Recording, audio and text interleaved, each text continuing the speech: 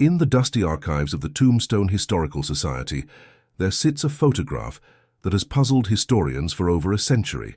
Taken in 1895 at a photography studio in Dodge City, Kansas, it shows a weathered cowboy posing proudly in his finest clothes, a silver star pinned to his vest. Behind him stands an ornate mirror reflecting the studio's interior. But when digital enhancement technology was applied to this image in 2019, researchers discovered something that made them question everything they thought they knew about the Old West. In the mirror's reflection, clear as day, stands the figure of a man who had been dead for 3 years when the photograph was taken. This is the story of Sheriff Jake Morrison's portrait and the discovery that revealed a supernatural mystery stretching back to the bloodiest days of the American frontier. Because sometimes the dead don't rest easy, especially when they have unfinished business with the living. Our investigation begins in the summer of 2023, when digital archivist Dr. Rebecca Stone was commissioned by the National Archives to digitize and enhance a collection of Old West photographs. Dr. Stone had built her reputation on her ability to extract hidden details from historical images, using cutting-edge technology to reveal secrets that had been buried in time. Dr. Stone specialized in frontier photography, with particular expertise in the technical challenges of 19th-century portrait photography. She understood the limitations of early cameras, the chemistry of old photographic plates, and the social customs that governed how people posed for formal portraits during the era of westward expansion. Her career had begun 20 years earlier when she was a graduate student studying the intersection of technology and historical preservation. She had been fascinated by the potential of digital enhancement to reveal information that had been invisible to previous generations of researchers. Dr. Stone had developed proprietary software that could analyze photographs at the molecular level, examining the distribution of silver particles in photographic emulsions to reconstruct details that had been lost to time and deterioration. Her techniques had revolutionized the field of historical photography analysis. Her laboratory was equipped with the most advanced scanning and enhancement equipment available, capable of analyzing photographs at resolutions that exceeded anything possible with conventional technology. She could detect alterations, identify photographic techniques, and reveal details that had been invisible for over a century. The process of digital restoration required not only technical skill, but also extensive knowledge of historical photographic techniques. Dr. Stone had studied the methods used by photographers throughout the 19th century, understanding how different chemicals, papers, and processes affected the final images. Her work had been featured in numerous academic journals and had contributed to important historical research projects around the world. Museums and archives regularly sought her expertise when dealing with their most challenging preservation cases. Her most famous previous case had involved enhancing a Civil War photograph that had revealed the presence of a previously unknown military unit, leading to the discovery of service records that had been lost for over a century. That success had established her reputation as someone who could find the impossible in historical images. Dr. Stone had also worked on several cases involving allegedly supernatural photographs, applying rigorous scientific methods to distinguish genuine anomalies from hoaxes or natural phenomena. Her expertise in both technical analysis and historical context made her uniquely qualified to investigate unusual photographic evidence.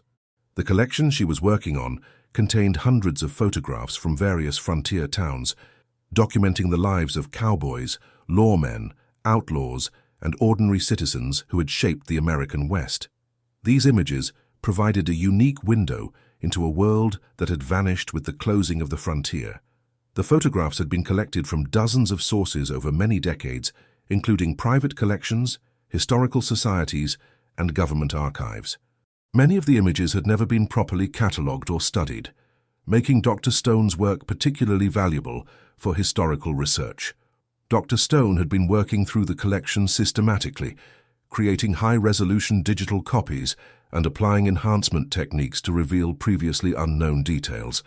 Most of the photographs were straightforward portraits or group shots, typical of the formal photography that was popular in frontier towns during the 1890s.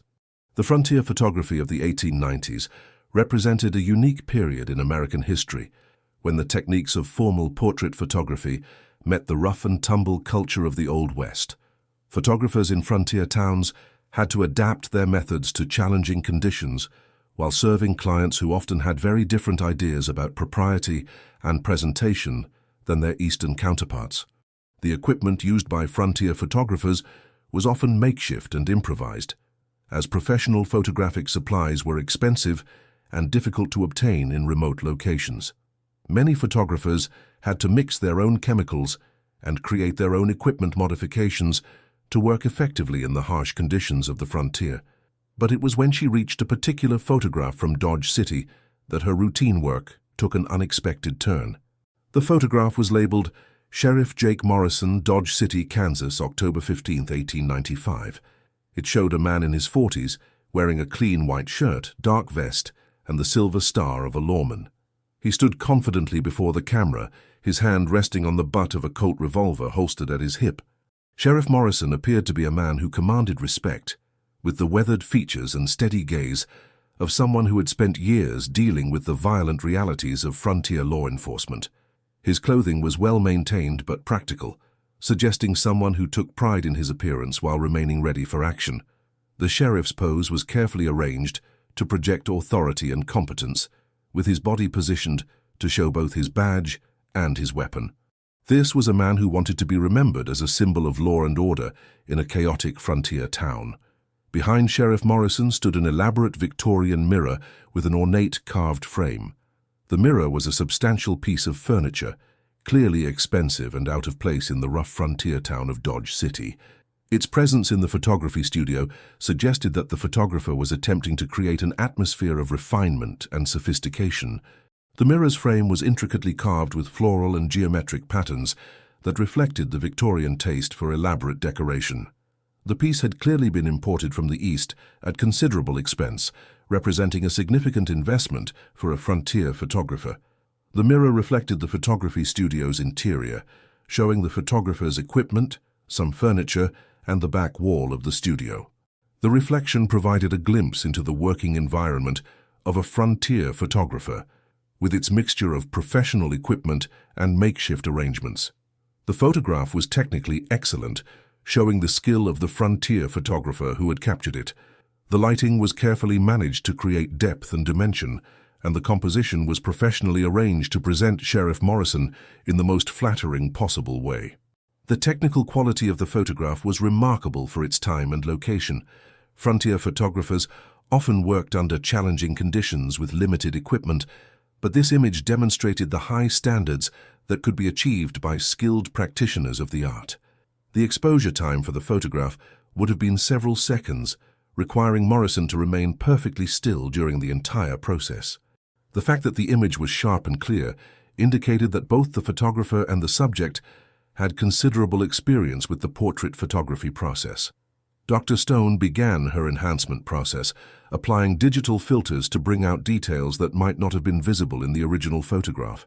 She started with standard techniques, adjusting contrast and brightness to reveal subtle features in the clothing, equipment, and background elements. As she worked, she noticed something unusual about the mirror's reflection. At first, she thought it might be a flaw in the photographic plate, or perhaps some dust on the mirror's surface that had created an optical illusion.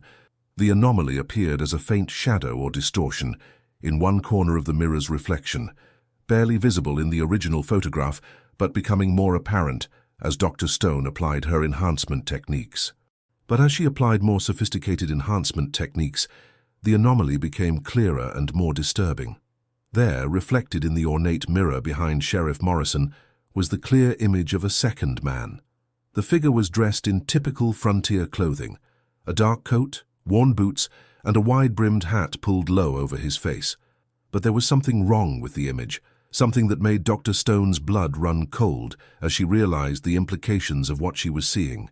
The man in the reflection was standing in a position where no one should have been. When Dr. Stone examined the main portion of the photograph, the space corresponding to the reflection was empty. The mysterious figure appeared to be visible only in the mirror, as if he existed in some parallel dimension that could only be accessed through reflective surfaces. The positioning of the figure was precise and deliberate, suggesting that this was not a random photographic artifact, but a purposeful manifestation. The figure stood at an angle that allowed his face to be partially visible while maintaining an air of menace and mystery. More disturbing still was the man's appearance. His clothes were torn and dusty, as if he had been traveling hard across rough country for an extended period. His face, partially visible beneath the brim of his hat, showed the gaunt features of someone who had endured great hardship and possibly violence. The figure's clothing showed signs of wear and damage that suggested a violent end. There were what appeared to be tears in the fabric that could have been caused by bullets or other weapons, and the overall condition of the garments suggested someone who had died under traumatic circumstances. The figure's posture suggested someone who was watching and waiting, with the patient stillness of a predator observing its prey. There was an intensity to his stance that conveyed barely contained aggression and a sense of unfinished business. Most unsettling of all were his eyes, which seemed to be staring directly at Sheriff Morrison with an intensity that was almost palpable. The gaze conveyed a mixture of hatred, accusation, and determination that transcended the boundaries of the photograph itself. The eyes in the reflection seemed to burn with an inner fire, suggesting a spirit that was consumed by rage and the desire for revenge. The intensity of the gaze was so powerful that it seemed to reach across more than a century to affect anyone who looked at the photograph. Dr. Stone felt a chill as she realized that the eyes in the reflection seemed to be following her movements as she worked at her computer. The sensation was so strong that she found herself looking over her shoulder, half expecting to see the mysterious figure standing behind her in her own laboratory. The psychological impact of the image was immediate and profound, creating a sense of unease that persisted even after Dr. Stone had stopped working on the photograph. She found herself thinking about the figure throughout the day, wondering about his identity and the circumstances that had led to his appearance in the mirror. Dr. Stone applied every enhancement technique in her arsenal to the photograph, hoping to find some explanation for the anomaly. She examined the image at the molecular level, analyzing the distribution of silver particles in the photographic emulsion to determine whether the figure had been added through double exposure or other manipulation. The chemical analysis was exhaustive, involving spectroscopic examination of the photographic plate and comparison with other images from the same photographer and time period. Dr. Stone used techniques that could detect even the most sophisticated forms of photographic manipulation. She examined the grain structure of the photographic emulsion, looking for inconsistencies that might indicate tampering or alteration. She also analyzed the light patterns and shadows in the image to determine whether they were consistent with a single exposure or showed evidence of multiple exposures. But every test confirmed that the figure in the mirror was an integral part of the original photograph, captured at the same time as Sheriff Morrison's portrait. There was no evidence of tampering, manipulation, or photographic error that could account for the presence of the mysterious man.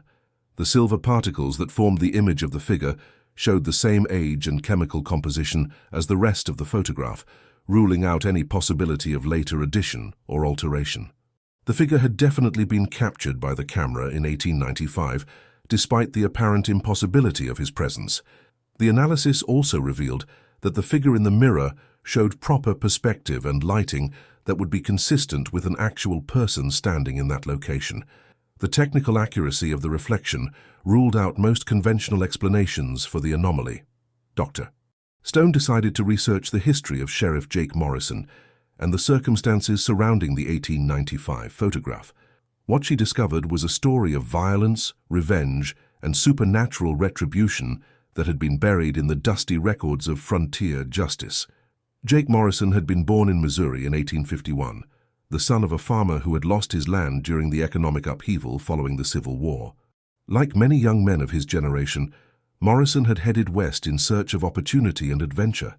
Morrison's family had been among the many casualties of the post-war economic depression that had devastated rural Missouri. The loss of the family farm had forced young Jake to seek his fortune elsewhere, leading him to the frontier towns of Kansas, where opportunities for ambitious young men were more plentiful.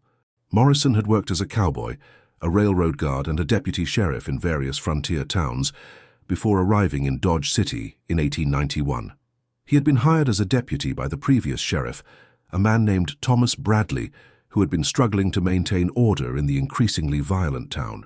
Morrison's early career had been marked by a willingness to use violence when necessary and a reputation for being incorruptible in his dealings with the criminal elements that plagued frontier towns.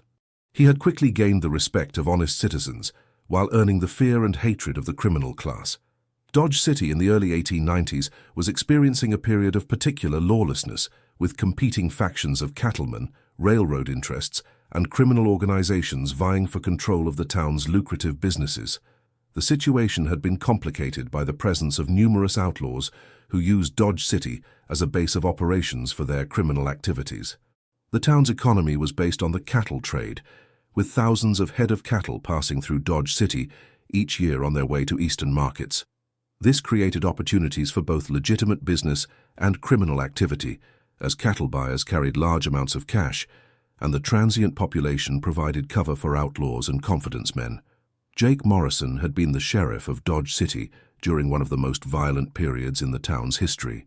He had been appointed to the position in 1892, following the mysterious disappearance of his predecessor, Sheriff Bradley, who had vanished without a trace after receiving death threats from local criminal organizations. Sheriff Bradley's disappearance had never been solved, but it was widely believed that he had been murdered by criminal elements who had grown tired of his efforts to clean up the town. The fact that his body was never found had led to speculation that he had been killed and disposed of in a way that would prevent discovery. Morrison's appointment had been controversial, as he had little formal law enforcement experience and was known to have connections to some of the more questionable elements in Dodge City society. However, the town council had been desperate to find someone willing to take on the dangerous job of sheriff. The position of sheriff in Dodge City was considered one of the most dangerous law enforcement jobs in the West, with several previous sheriffs having been killed in the line of duty. The town council had difficulty finding qualified candidates who were willing to accept the risks involved. Dodge City in the 1890s was a powder keg of competing interests and violent men. The town served as a major shipping point for cattle drives coming up from Texas, and the influx of cowboys, gamblers, and drifters created a volatile atmosphere that regularly erupted into gunfights and brawls. The economic importance of Dodge City made it a target for criminal organizations that sought to control the flow of money through the town. Cattle buyers carried large amounts of cash, and the numerous saloons and gambling establishments provided opportunities for robbery and extortion. The town's red light district was particularly notorious, with numerous brothels and gambling houses that operated with minimal oversight from local authorities. These establishments were often controlled by criminal organizations that used violence to maintain their monopolies. Sheriff Morrison had been known for his quick draw and his willingness to use deadly force when necessary. In his 3 years as sheriff, he had been involved in numerous shootouts and had gained a reputation as one of the deadliest lawmen in Kansas. Morrison's methods had been effective in reducing crime in Dodge City, but they had also generated considerable controversy. He had been accused of being too quick to resort to violence and of failing to follow proper legal procedures when dealing with suspected criminals. The sheriff's approach to law enforcement was typical of the frontier era, when formal legal procedures were often impractical and immediate action was necessary to maintain order. However, Morrison's methods were extreme, even by frontier standards. But Dr. Stone's research revealed that Morrison's methods had not always been strictly legal. There were allegations that he had executed suspected criminals without trial, that he had taken bribes from certain criminal organizations, and that he had used his position to settle personal scores. The allegations against Morrison had been numerous and serious, but they had never been formally investigated due to the political climate in Dodge City and Morrison's connections to powerful interests in the town. Many people had been afraid to speak out against the sheriff, fearing retaliation. Morrison had been known to have relationships with several prominent businessmen and politicians in Dodge City, and these connections had provided him with protection from criticism and investigation. The corrupt nature of local politics had made it virtually impossible to hold the sheriff accountable for his actions. Most significantly, Dr. Stone discovered that Morrison had been involved in a controversial incident in 1892 that had resulted in the death of a notorious outlaw named Black Jack Dalton.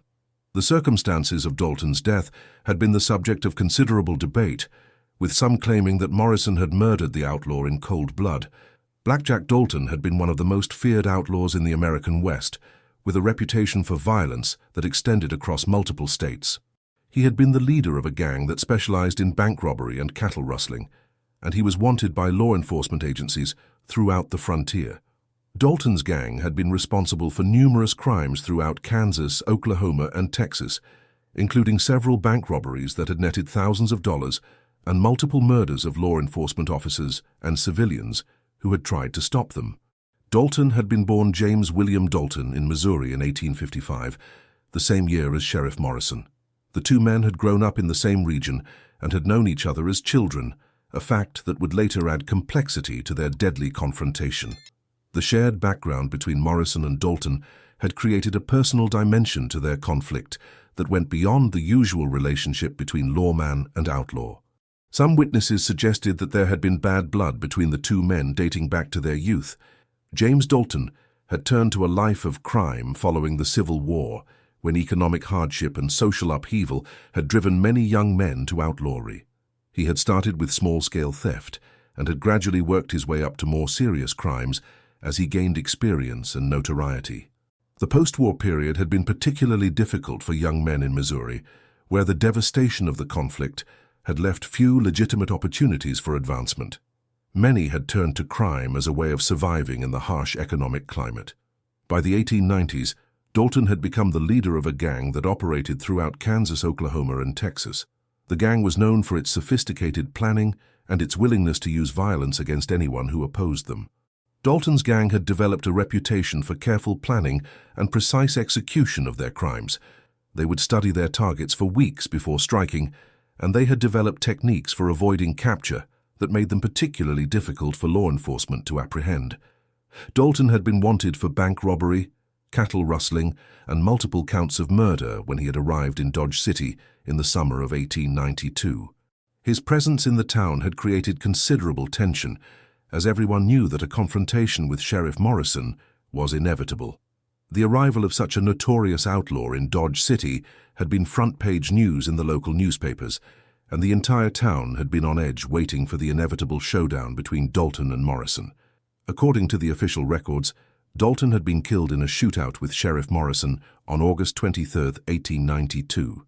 The incident had occurred in the middle of Dodge City's main street, in broad daylight, with dozens of witnesses present. The location of the shooting had been significant, as it had taken place in the most public area of the town, where the maximum number of people would witness the confrontation. This had led some to speculate that the shooting had been staged for dramatic effect. The official account described the shooting as a fair fight, with both men drawing their weapons simultaneously. According to this version of events, Morrison had been faster and more accurate, killing Dalton with a single shot to the chest. The official report had emphasized Morrison's skill as a gunfighter and had portrayed the shooting as a victory for law and order over criminal lawlessness. The account had been widely reported in newspapers throughout Kansas and had enhanced Morrison's reputation as a fearless lawman. But Dr. Stone found evidence that the official account of Dalton's death might not have been accurate. Several witness statements suggested that the outlaw had been unarmed when Morrison shot him, and there were allegations that the sheriff had planted a weapon on Dalton's body after the shooting.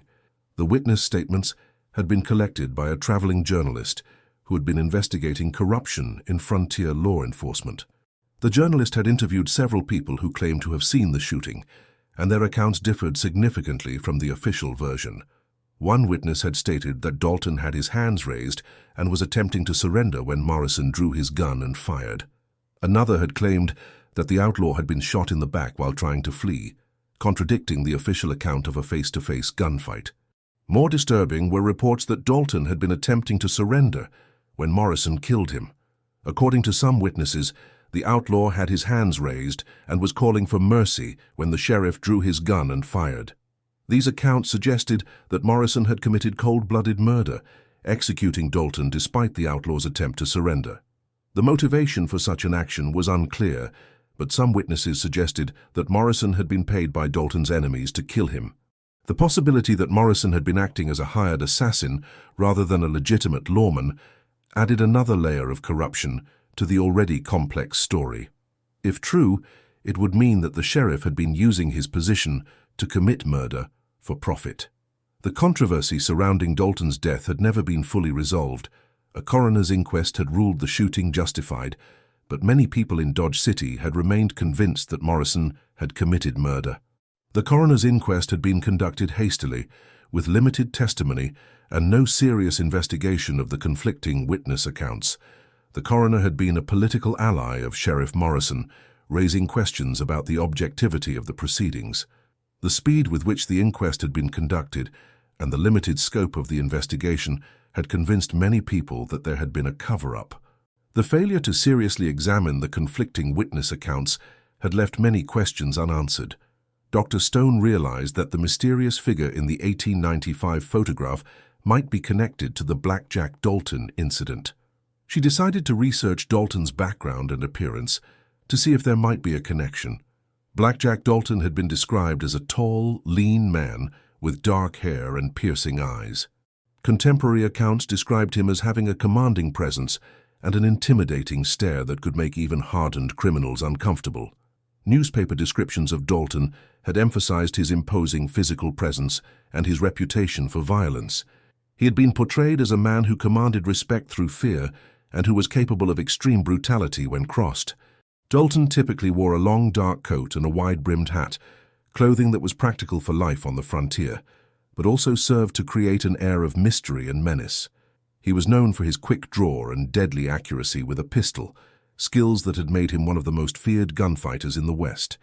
The outlaw's choice of clothing had been deliberate, designed to create a distinctive and intimidating appearance that would be remembered by witnesses and victims. The dark colors and dramatic silhouette had become part of his criminal persona. When Dr. Stone compared these descriptions to the figure in the mirror, she found disturbing similarities. The mysterious man's clothing, posture, and general appearance all matched contemporary descriptions of Blackjack Dalton. The height and build of the figure in the reflection were consistent with Dalton's known physical characteristics, and the style of clothing matched what the outlaw was known to wear. Most significantly, the intense stare that had so unsettled Dr. Stone matched descriptions of Dalton's intimidating gaze. The facial features that were visible beneath the hat brim also seemed to match contemporary descriptions of Dalton, including the gaunt cheeks and piercing eyes that had been noted by witnesses who had encountered the outlaw. But Dalton had been dead for 3 years when the 1895 photograph was taken. How could his image appear in Sheriff Morrison's portrait? Dr. Stone decided to investigate the circumstances surrounding the 1895 photograph to see if there might be any explanation for the supernatural phenomenon. The photograph had been taken at the studio of Henry Whitman, one of Dodge City's most prominent photographers. Whitman had been known for his skill in portrait photography and had documented many of the town's leading citizens during the 1890s. Henry Whitman had arrived in Dodge City in 1889, bringing with him the latest photographic equipment and techniques from the East. He had established his studio in a prominent location on the town's main street, catering to the growing demand for formal portraits among Dodge City's more prosperous residents. Whitman had been trained in the finest photographic studios in Chicago and New York, and he had brought a level of technical sophistication to frontier photography that had been previously unknown in Dodge City. His work had set new standards for portrait photography in the region. Whitman's studio had been elaborately decorated with props and backdrops designed to create an atmosphere of sophistication and refinement. The ornate mirror that appeared in Morrison's portrait had been one of Whitman's most prized possessions, imported from Chicago at considerable expense. The studio had been designed to transport clients from the rough frontier environment into a world of Victorian elegance and refinement. Whitman had believed that the psychological effect of the elegant surroundings would help his subjects feel more confident and dignified during their portrait sessions. According to Whitman's business records, Sheriff Morrison had commissioned the portrait to commemorate his 3rd anniversary as Sheriff of Dodge City.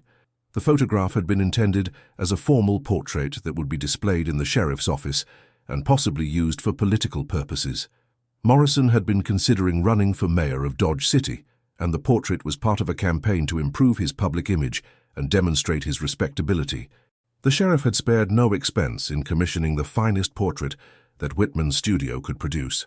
The timing of the portrait had been significant, as Morrison had been facing increasing criticism for his methods, and had been seeking ways to rehabilitate his reputation with the respectable citizens of Dodge City, but Dr. Stone found evidence that the photography session had not gone smoothly. Whitman's private notes indicated that Morrison had seemed nervous and agitated during the sitting, frequently looking over his shoulder as if he expected to see someone behind him. The photographer's notes described Morrison as being unusually jumpy and distracted during the session. The sheriff had repeatedly asked Whitman to check the studio for intruders, claiming that he felt like he was being watched by an unseen presence.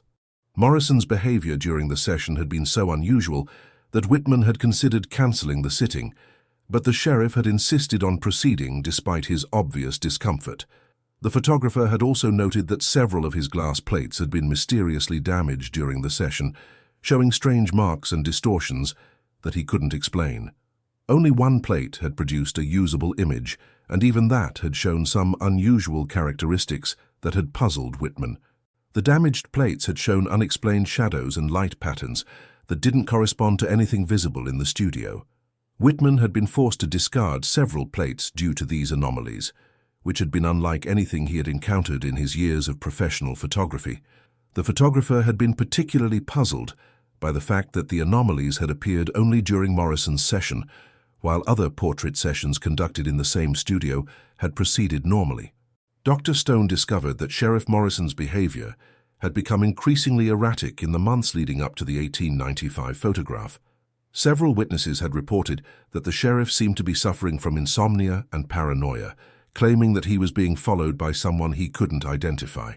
Morrison had begun carrying multiple weapons and had started sleeping in the jail rather than returning to his home at night.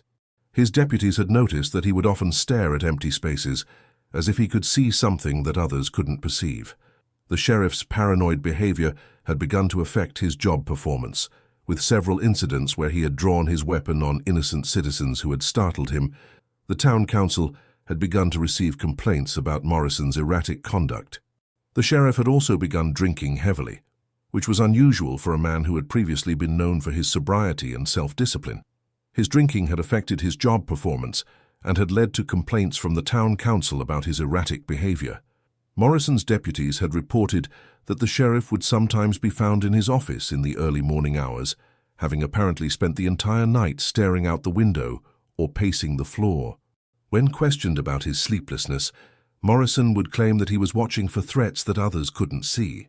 Most disturbing were reports that Morrison had been heard talking to himself, carrying on conversations with someone who wasn't there. When questioned about this behavior, the sheriff had claimed that he was being haunted by the ghost of Blackjack Dalton. Morrison's claims about being haunted had been dismissed by most people as the ravings of a man under extreme stress. However, some of his closest associates had begun to notice strange phenomena around the sheriff that they couldn't explain. Several deputies had reported that the temperature in Morrison's office would sometimes drop suddenly and inexplicably, even during the hottest summer days. Others had noticed that mirrors and reflective surfaces in the sheriff's presence would sometimes show distorted images or unexplained shadows. Dr. Stone realized that the 1895 photograph might have captured evidence of the supernatural harassment that Morrison claimed to be experiencing. The figure in the mirror could be the manifestation of Dalton's spirit, seeking revenge for his unjust death. Dr. Stone decided to research what had happened to Sheriff Morrison after the 1895 photograph was taken. What she discovered was a pattern of escalating supernatural encounters that had ultimately led to the sheriff's downfall. In the weeks following the photography session, Morrison's behavior had become increasingly bizarre. He had begun carrying multiple weapons and had started sleeping in the jail rather than returning to his home at night. His deputies had reported that he seemed to be constantly looking over his shoulder, as if he expected an attack from an invisible enemy. The sheriff had also begun experiencing what he described as visitations from Blackjack Dalton's ghost. These encounters had initially occurred only at night, but they had gradually begun happening during daylight hours as well. Morrison had reported seeing Dalton's ghost in mirrors, windows, and other reflective surfaces throughout Dodge City. The spirit had appeared to be following the sheriff, appearing wherever Morrison went and always staring at him with that same intense, accusatory gaze. The ghost's appearances had become more frequent and more vivid over time, with Morrison reporting that he could sometimes hear Dalton's voice demanding justice for his murder. The spirit had apparently been seeking not just revenge, but acknowledgement of the wrong that had been committed. The situation had come to a head in November 1895, when Morrison had been found in his office, apparently engaged in a gunfight with an opponent who wasn't there.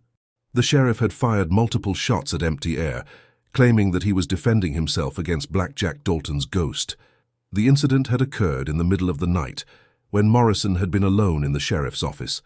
Deputies responding to the sound of gunfire had found Morrison barricaded behind his desk, his gun drawn and pointed at an empty corner of the room. Morrison had been convinced that Dalton's ghost had been advancing on him, preparing to exact supernatural revenge for the injustice of his death. The sheriff had fired repeatedly at the apparition, but his bullets had passed harmlessly through the ghostly figure. The deputies who had responded to the incident had found Morrison in a state of complete terror, claiming that Dalton's ghost was still present in the room and threatening to kill him. The sheriff had been unable to explain why others couldn't see the spirit that was so clearly visible to him. The incident had convinced the town council that Morrison was no longer fit for duty. He had been quietly removed from office and had left Dodge City shortly thereafter. According to some accounts, he had been committed to an asylum where he had spent his remaining years, claiming that he was being pursued by the vengeful spirit of the outlaw he had killed. Morrison's commitment to the asylum had been arranged discreetly by the town council, who had been eager to avoid a public scandal that might damage Dodge City's reputation. The official story was that Morrison had resigned for health reasons and had moved to California to recover. But Dr. Stone found records indicating that Morrison had actually been committed to the Kansas State Hospital for the insane, where he had been diagnosed with dementia praecox, a condition that would later be known as schizophrenia. The asylum records described Morrison as a patient who was obsessed with the idea that he was being pursued by supernatural forces. He had spent hours staring into mirrors and reflective surfaces, claiming that he could see the ghost of Blackjack Dalton watching him. Morrison's condition had deteriorated steadily during his time in the asylum, with the former sheriff becoming increasingly withdrawn and paranoid. He had refused to eat meals that were served on reflective plates and had covered all the mirrors in his room with cloth.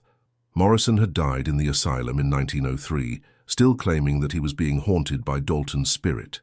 His death had been attributed to general paralysis of the insane, a condition that was often associated with advanced syphilis, but which some modern researchers believe may have been related to severe psychological trauma.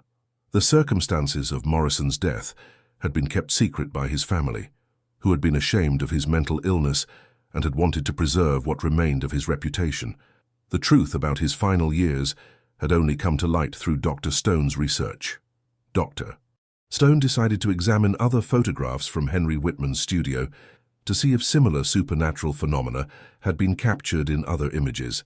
She found several photographs that showed unexplained anomalies, including shadows that didn't correspond to any visible objects and figures that appeared in reflections, but not in the main portions of the images. The anomalies in Whitman's other photographs suggested that the supernatural phenomena were not limited to Sheriff Morrison's portrait, but were part of a broader pattern of ghostly manifestations that had occurred in the studio. One particularly interesting photograph showed a prominent businessman posing in front of the same ornate mirror, with what appeared to be the ghostly figure of a woman standing behind him. Research revealed that the businessman had been involved in a scandal involving the death of a young woman who had worked in one of his establishments. Most significantly, Dr. Stone discovered that Whitman himself had reported supernatural experiences in his studio following Morrison's portrait session. The photographer had claimed that his equipment would malfunction without explanation and that he would sometimes see figures moving in his mirrors when no one else was present. Whitman's business records included several entries describing strange occurrences in his studio. He had noted that his cameras would sometimes produce images that showed figures or objects that hadn't been visible during the photography session.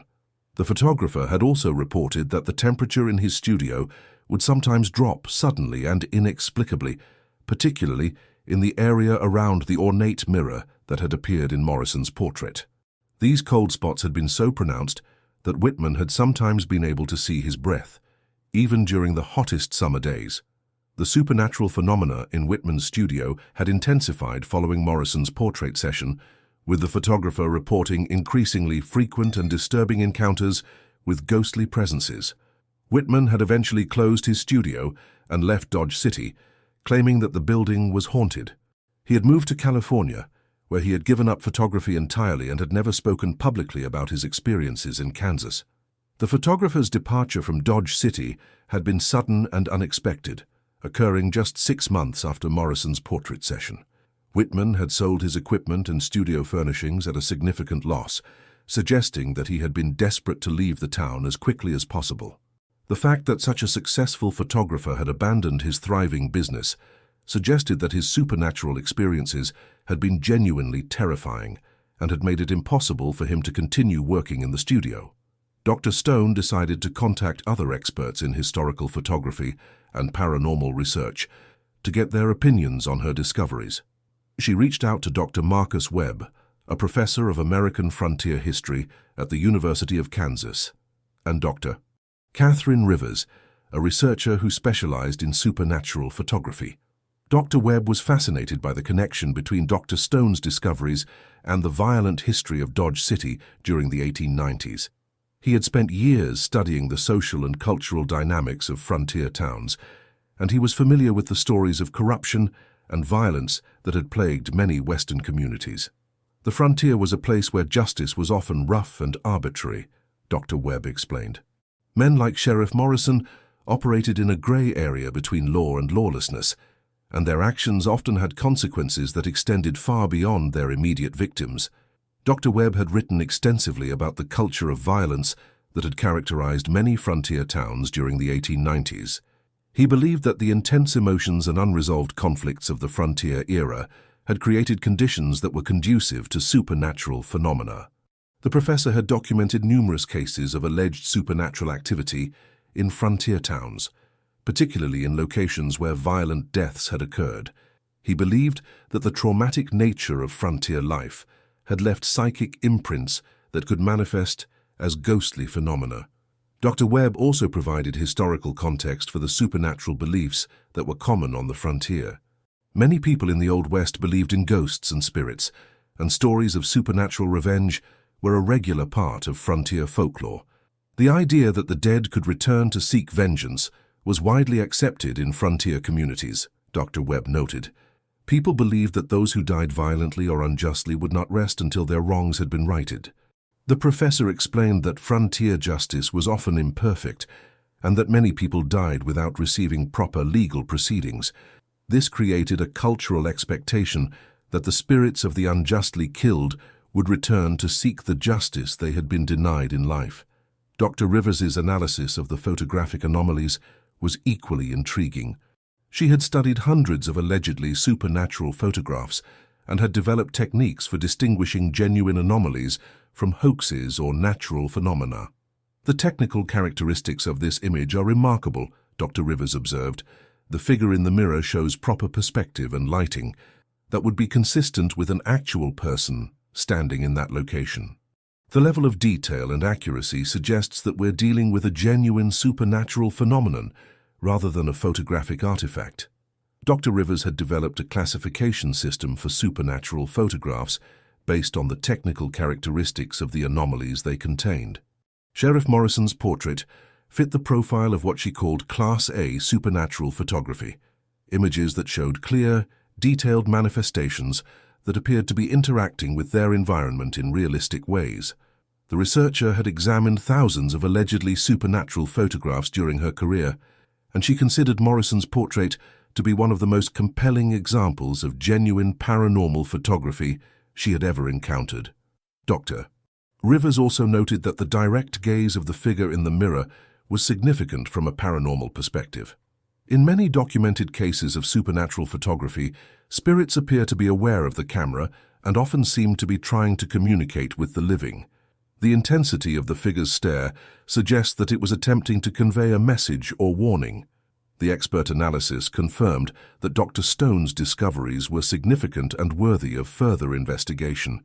The combination of historical context, technical analysis, and paranormal research provided strong evidence that the 1895 photograph had captured genuine supernatural phenomena. Armed with expert confirmation that her discoveries were significant, Dr. Stone decided to investigate other cases of supernatural phenomena associated with frontier lawmen and outlaws. Her research revealed that the American West was filled with stories of ghostly encounters involving lawmen and the criminals they had pursued. Many frontier towns had legends about spirits that haunted the sites of famous gunfights or the graves of notorious outlaws. The violent nature of frontier life had created numerous opportunities for the kind of unresolved conflicts that were believed to generate supernatural phenomena. The combination of rough justice, personal vendettas, and sudden death had left many spirits unable to find peace. Dr. Stone found several other cases where photographers had captured unexplained figures in images of lawmen and frontier officials. In many of these cases, the mysterious figures had later been identified as criminals who had been killed by the subjects of the photographs. One particularly interesting case involved a photograph of a Texas Ranger taken in 1887, which showed the ghostly figure of an outlaw who had been killed by the Ranger 5 years earlier. The outlaw's spirit had appeared in a window reflection, staring at the Ranger with the same intense gaze that Dr. Stone had observed in Morrison's portrait. Another case involved a photograph of a federal marshal taken in Arizona in 1893, which showed the spirit of a notorious gunfighter who had been killed by the marshal in a controversial shooting. The ghost had appeared in the marshal's shadow, creating a double image that had puzzled photographers for decades. The pattern suggested that the violent nature of frontier justice had created conditions that were conducive to supernatural phenomena. The intense emotions and unresolved conflicts of the frontier era seemed to have left psychic imprints that could be detected by sensitive photographic equipment. Dr. Stone decided to research the ultimate fate of Black Jack Dalton's remains to see if there might be any connection to the supernatural phenomena that had plagued Sheriff Morrison. Her investigation revealed that Dalton had been buried in an unmarked grave in Dodge City's Boot Hill Cemetery. The outlaw's body had been interred without ceremony, and no marker had been placed to identify the burial site. Boot Hill Cemetery had been established in 1872 as a burial ground for people who had died violently or who had no family to claim their bodies. The cemetery had acquired its name from the frontier, saying that gunfighters died with their boots on. The cemetery had been the final resting place for dozens of outlaws, gunfighters, and other violent men who had met their end in Dodge City. The lack of proper burial markers for many of the graves had created an atmosphere of anonymity and neglect that many believed was conducive to supernatural activity. According to local folklore, unmarked graves were often associated with restless spirits. The belief was that souls who were not properly honored in death would be unable to find peace and would continue to wander the earth seeking justice or revenge. The lack of a proper burial marker for Black Jack Dalton was particularly significant given the controversial circumstances of his death. The absence of any acknowledgement of his passing had left his spirit without the recognition that many believed was necessary for peaceful rest. Dr. Stone found evidence that Boot Hill Cemetery had been the site of numerous supernatural encounters over the years. Visitors had reported seeing ghostly figures wandering among the graves, and several people had claimed to have been approached by the spirit of a man matching Black Jack Dalton's description. The cemetery's caretakers had reported that certain areas of the graveyard seemed to be perpetually cold, even during the hottest summer days. These cold spots often corresponded to the locations of unmarked graves, suggesting that the unidentified dead were making their presence known. Local folklore included numerous stories about encounters with Dalton's ghost in and around Boot Hill Cemetery. Witnesses had described seeing a tall figure in a dark coat and wide-brimmed hat, wandering among the graves and staring intently at visitors with piercing eyes. The ghost sightings had been remarkably consistent over the years, with multiple witnesses describing the same distinctive appearance and behavior. The figure was always described as wearing the same type of clothing that Dalton had been known to favor, and the intense stare was a constant element in all the accounts. Dr. Stone decided to investigate whether there were any surviving descendants of the people involved in the 1892 incident who might have knowledge of the supernatural phenomena. Her research led her to Margaret Morrison, Sheriff Jake Morrison's great-granddaughter, who lived in Topeka and worked as a local historian. Margaret had spent years researching her family's history and had uncovered many details about her great-grandfather's troubled final years. Margaret Morrison was a woman in her 60s who had devoted much of her adult life to understanding her family's complex and often troubling history. She had been particularly interested in her great-grandfather's career as a lawman and the mysterious circumstances surrounding his departure from Dodge City.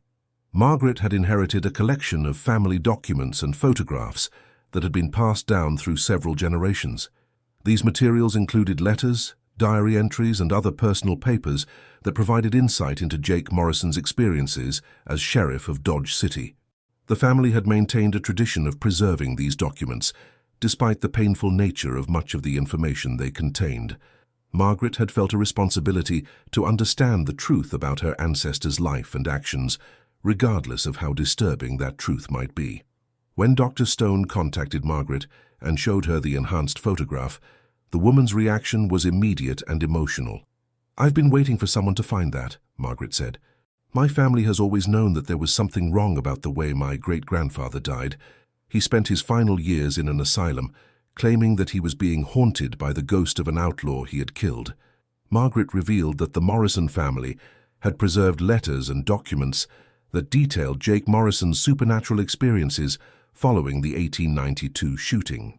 These materials had been passed down through the family and contained first-hand accounts of the ghostly encounters that had driven the sheriff to madness. The family documents included letters that Morrison had written to his wife and other family members, describing his encounters with Black Jack Dalton's ghost. These letters provided a detailed chronology of the supernatural harassment that had plagued the sheriff in the years following the shooting. According to the family documents, Morrison had begun seeing Black Jack Dalton's ghost almost immediately after the shooting. The spirit had appeared to him in mirrors, windows, and other reflective surfaces, always staring at him with an expression of accusation and rage. The initial appearances had been brief and infrequent, occurring mainly at night when Morrison was alone. But over time, the manifestations had become more frequent and more intense, eventually occurring during daylight hours and in the presence of other people. The haunting had intensified over time, with Dalton's ghost appearing more frequently and becoming more aggressive in its manifestations. Morrison had reported that the spirit would speak to him, demanding justice for his unlawful death and threatening revenge against the sheriff and his family. The ghost's communications had been consistent and specific, always focusing on the injustice of Dalton's death and the need for Morrison to confess his crimes. The spirit had apparently been seeking not just revenge, but acknowledgement of the wrong that had been committed. Margaret also revealed that the supernatural phenomena had not ended with Morrison's death. Several members of the Morrison family had reported encounters with ghostly figures over the years, and there had been a pattern of misfortune and tragedy that seemed to follow the family line. "My great-grandfather's actions in 1892 created a curse that has affected our family for generations," Margaret explained. "We've always believed that Black Jack Dalton's spirit was seeking revenge not just against my great-grandfather, but against his entire bloodline." The family curse had manifested in various ways over the decades, including unexplained accidents, financial difficulties, and health problems that seemed to strike the Morrison family with unusual frequency. Several family members had died young or under mysterious circumstances. Margaret's own father had died in a car accident, under suspicious circumstances, and her brother had suffered from mental illness that bore striking similarities to their great-grandfather's condition. The pattern of tragedy had convinced Margaret that her family was indeed cursed. The psychological impact of the family curse had been significant, with several generations of Morrisons living in fear of supernatural retribution for their ancestors' crimes. The burden of this knowledge had affected family relationships and had created a sense of inherited guilt that had been passed down through the generations. Dr. Stone realized that the 1895 photograph had captured evidence of a supernatural vendetta that had persisted for over a century. The figure in the mirror was not just a ghostly manifestation, but a spirit with a specific agenda of revenge that extended beyond the original perpetrator. Dr. Stone decided to research other members of the Dalton family to see if there might be any way to address the supernatural conflict that had been documented in the photograph. Her investigation revealed that Black Jack Dalton had been survived by a younger brother named Samuel Dalton, who who had also been involved in outlaw activities but had eventually reformed and become a respectable citizen. Samuel Dalton had been devastated by his brother's death and had spent years trying to clear James's name. He had gathered evidence that suggested his brother had been attempting to surrender when Sheriff Morrison shot him, but his efforts to reopen the investigation had been unsuccessful.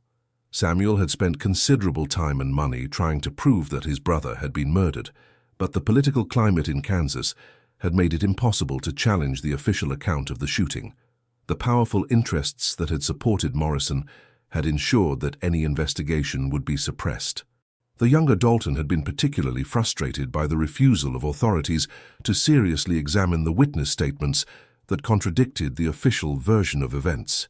He had believed that a proper investigation would have revealed the truth about his brother's death. Dr. Stone found that Samuel Dalton had died in 1923, still believing that his brother had been murdered and that justice had never been served. Before his death, Samuel had written extensively about the circumstances of his brother's death and had expressed his belief that James's spirit would not rest until the truth was revealed. Samuel's writings included detailed accounts of his investigation into his brother's death, including witness statements and evidence that contradicted the official version of events. These documents provided strong support for the theory that Black Jack Dalton had been murdered rather than killed in a fair fight. The younger Dalton had also documented several encounters with what he believed to be his brother's ghost, including appearances in mirrors and reflective surfaces that were similar to the phenomena reported by Sheriff Morrison. Dr. Stone decided to contact modern descendants of the Dalton family to see if they might be interested in working with the Morrison family to address the supernatural conflict that had persisted for over a century. Her research led her to Robert Dalton, Black Jack Dalton's great-great-nephew, who lived in Oklahoma and worked as a genealogist. Robert had spent years researching his family's history and had become convinced that his ancestor had been the victim of a grave injustice. Robert Dalton had inherited Samuel Dalton's research materials and had continued the family's efforts to clear Black Jack's name. He had used modern genealogical techniques and historical research methods to build a comprehensive case for his ancestor's innocence of the charges that had led to his death. The modern Dalton had been particularly interested in using new technology and research methods to re-examine the evidence surrounding his ancestor's death. He had hoped that modern techniques might reveal information that had been missed by earlier investigators. When Dr. Stone contacted Robert and showed him the enhanced photograph, he was amazed to see what appeared to be his ancestor's spirit captured in the image. "This is the proof we've been looking for," Robert said. "My family has always known that James was murdered, but we've never had evidence that would convince anyone else. This photograph shows that his spirit is still seeking justice." Robert explained that the Dalton family had preserved oral traditions about Black Jack's death that differed significantly from the official accounts. According to family stories, James had been trying to go straight and had come to Dodge City to surrender to the authorities when Morrison killed him. The family tradition suggested that Black Jack had been carrying a letter from a federal judge offering him amnesty in exchange for information about other outlaws. The letter had supposedly been destroyed by Morrison after the shooting to cover up the true circumstances of Dalton's death. These family stories had been passed down through several generations and had remained remarkably consistent over time, suggesting that they might be based on actual events rather than wishful thinking or family mythology. Dr. Stone arranged a meeting between Margaret Morrison and Robert Dalton, hoping that the two families might be able to work together to address the supernatural conflict that had affected both their bloodlines. The meeting was emotional and cathartic, with both families acknowledging the wrongs that had been committed and expressing their desire to find a way to bring peace to their ancestors' spirits. Margaret Morrison formally acknowledged that her great-grandfather had likely committed murder when he killed Black Jack Dalton, and she expressed her family's regret for the injustice that had been done. Robert Dalton accepted the apology on behalf of his family and expressed his hope that the acknowledgement of the truth might finally allow his ancestor's spirit to find peace. The two families decided to work together to create a memorial for Black Jack Dalton at Boot Hill Cemetery, properly marking his grave and acknowledging the circumstances of his death. They hoped that this gesture of respect and recognition might help to resolve the supernatural conflict that had persisted for over a century. The families also agreed to work together to research and document the true history of the 1892 incident, ensuring that future generations would know the truth about what had happened between Sheriff Morrison and Black Jack Dalton. Dr. Stone documented this process as part of her research, believing that it represented an important example of how historical injustices could be addressed even decades after they had occurred. The memorial service for Black Jack Dalton was held at Boot Hill Cemetery on August 23, 2023, exactly 131 years after his death. Representatives from both the Morrison and Dalton families were present, along with local historians and members of the Dodge City community. During the ceremony, Margaret Morrison read a formal statement acknowledging her great-grandfather's role in Dalton's unjust death and expressing her family's regret for the suffering that had been caused. Robert Dalton spoke about his ancestor's life, emphasizing that despite his criminal activities, James Dalton had been a human being who deserved justice and dignity in death. A proper headstone was placed on Dalton's previously unmarked grave, bearing his name, dates of birth and death, and an inscription acknowledging that he had been a man who sought redemption but found only injustice. Following the memorial service, Dr. Stone conducted another analysis of the 1895 photograph. Remarkably, the enhanced analysis revealed that the figure in the mirror had become less distinct, as if it were fading away. The intense stare that had been so prominent in the original analysis was no longer present, and the figure's overall appearance seemed more peaceful. Dr. Stone interpreted this change as evidence that the memorial service and the acknowledgement of the historical injustice had helped to resolve the supernatural conflict that had been captured in the photograph. The fading of the ghostly figure suggested that Black Jack Dalton's spirit had finally found the justice and recognition it had been seeking for over a century. The acknowledgement of the truth about his death had apparently been enough to allow his restless soul to find peace. Dr. Stone's work on the Sheriff Morrison photograph established new protocols for investigating historical injustices through the analysis of supernatural photography. Her research demonstrated that some ghostly phenomena might be connected to unresolved conflicts from the past, and that these conflicts could potentially be addressed through acknowledgement and reconciliation. The 1895 photograph became part of a traveling exhibition about supernatural photography in the American West, serving as an example of how historical research could reveal hidden truths about the past and help to heal wounds that had festered for generations.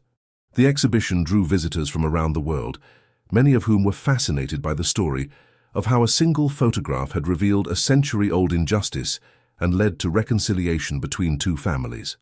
The case became a model for how modern technology could be used to uncover historical truths. Dr. Stone continued her work in historical photographic analysis, but she never forgot the case of Sheriff Morrison and Black Jack Dalton. The investigation had taught her that photographs could capture more than just images. They could also preserve the emotional and spiritual conflicts of the people they depicted. The enhanced photograph remained in the National Archives, accompanied by detailed documentation of the research that had revealed its secrets and the reconciliation process that had helped to resolve the supernatural conflict it had captured. Margaret Morrison and Robert Dalton maintained their friendship, working together on various historical projects and ensuring that the true story of their ancestors would be preserved for future generations. The curse that had plagued the Morrison family for over a century had finally been lifted through the power of truth and reconciliation. In Boot Hill Cemetery, the newly marked grave of James Black Jack Dalton stood as a testament to the power of justice to transcend even death itself.